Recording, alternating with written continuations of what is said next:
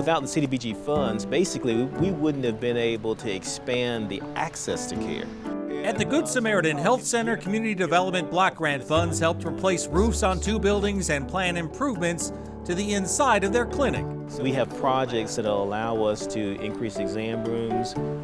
That's really increasing patient access to care. And for this community, that means keeping our patients out of the emergency rooms and giving our patients an opportunity to have a primary health center home. Thank you, Ms. Scott. Miles away, BEULAH Scott heard about the CDBG funds at church. The former missionary applied, worried she couldn't keep up with much-needed repairs to her Kennesaw home. It's awfully important because our little income, we couldn't afford to have it done. Ms. Scott had her water-damaged front stoop repaired, soffits outside fixed, leaky plumbing inside replaced, and her dangerous back steps rebuilt. It keeps our images good in the community. We have good neighbors and they've always appreciated all that's going on over here. Thanks to the CDBG funding, you can see that we have a more open space as people walk in. It's very welcoming for our parents and our youth. Emily Carter showed us the rejuvenation to the Boys and Girls Club in Marietta funded by CDBG funds. She says makes for a better environment that keeps kids coming in and staying out of trouble. Without donors like CDBG, we would not be able to keep the club renovated on a regular basis and at a place that our kids can be proud to be here every day. We knew that we needed a security footprint.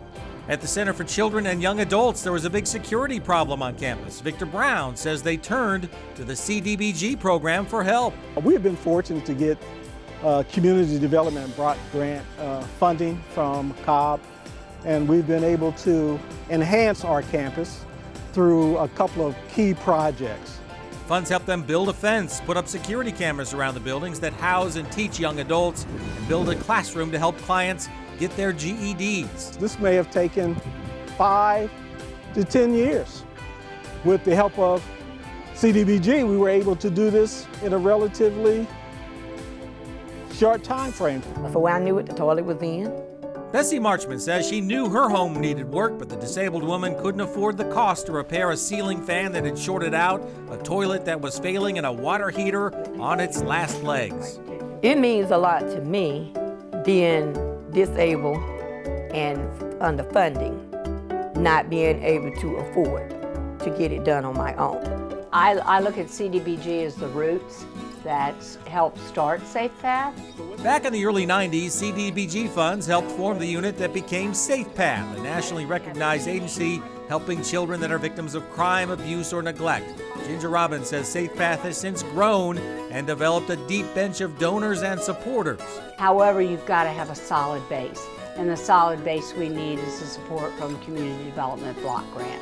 In Powder Springs, the kids played at Linear Park near the Silver Comet Trail while parents watched. CDBG funds helped build much of the park, but City Manager Pam Connor says benefits of the block grant funds are used across town. We've taken care of roofing, windows, mechanical equipment improvements at the Senior Citizens Facility. So we've been able to answer a lot of the needs and desires of the residents who've asked for it in a fairly responsive way. And back at Good Samaritan, its CEO, Kyril Kitchen, says Cobb handles its CDBG program the way it was designed to benefit the community as a whole. That's exactly what the funds are doing. They're helping to develop this community. The community is using community funds to build itself up, so I think that's a great thing.